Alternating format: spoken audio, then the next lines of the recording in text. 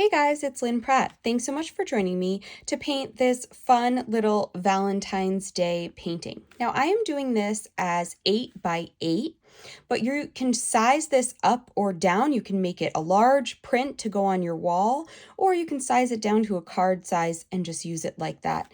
I am using Stonehenge black watercolor paper. This stuff is amazing, and I'm actually painting with gouache today. So what I'm using is Holbein Artist Gouache, the traditional colors of Japan, the Iridori series. I am using pale coral. You can see it on my palette here. I am using white, safflower red, and scarlet, and then I just have one of my reds mixed with white. But you can do this in tones of red, you can do it in tones of purple, blues, whatever colors you want to use. You do not have to use these colors at all. You can totally make it your own with whatever colors the person you're giving it to likes. But it is gouache paint, not watercolor, and that way it will show up so nicely on this Stonehenge black watercolor paper. I am using my Holbein Gold Round size 6, but you can use whatever color you would like. Remember, if you size it up or down, you could use a bigger or smaller brush just so you can get neatly within your lines. I'm going to start by painting the I and the U. So I'm going to come in and I'm going to use my white paint for those. And again, this is gouache paint. So remember, gouache is a watercolor paint. It's just opaque. So it kind of looks and acts like acrylic, except just like watercolor, you can re-wet it at any time. So where you normally would use acrylic paint so that you have that nice paint that you can layer and put over each other, you can do the same with gouache, but it's never going to dry out in your palette. And once it does dry a little bit, all you have to do is add a little bit more water to it to re-wet it. So you can see I'm just going to take my time on this. I'll outline my shapes first because it's a small area and I don't have to worry about, blooms and things like that. Just make sure that I have that nice point on the brush so that I can get those shapes just outlined really nice and crisp and even. Now, of course, you can make this your own. If that is not your style of painting, you can easily just come in and make it a little bit more abstract, a little bit more uneven, however, whatever style you would like. Make sure if you post these online, you tag me so I can see how you did it, what colors you used, what styles you used, everything like that. I always love to see everybody's work or how you make what I post your own. That's one of the best parts of teaching, is seeing how everybody else transformed it into their own style. But you can see even when I'm doing something simple, I'm just going through and just making sure I have those edges perfect. Now, if I wasn't filming, I would probably turn my paper around so that I could use the point of my brush, but I don't want to make you guys dizzy and flip my painting all over the place. So you can see I'm just going in carefully and I'll finish up outlining and putting those letters all in white.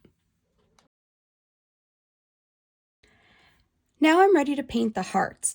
Now remember, you can do these in whatever color, style, anything like that you want to. You can put more than one color into each heart, blend them however you would like. So I'm going to kind of play around with it. So I'm going to come in, I have my safflower red gouache here, which is my nice deep red. So I'm going to do this first one in this nice deep red. And I'm just going to paint it as just a nice flat wash of color. And really be careful around those edges. Now you can make this a little bit more three-dimensional, especially if you're making this as a larger print, you might want to do that. where the edges are darker, it gets a little bit lighter as it goes into the center, and then you can add a highlight on the top. So I think I'm going to paint all mine flat, but then just add little highlights on the top in the end. So I'm going to go through and kind of skip around because I want to try to make it so I don't have two colors the same next to each other, so that I don't have two red hearts right top or bottom kind of thing. So I'll paint this one red, and then I can skip over to this one and paint this one red and kind of just skip around. So I have 4 different colors and then also the white. Well, 3 colors, but one of the red I mixed to white to get that nice light pink. So remember, you can make all of these hearts exactly the same color. You can make them all different colors, totally up to you to make it your own. But I'm just going to skip around and just carefully fill in all the hearts with color.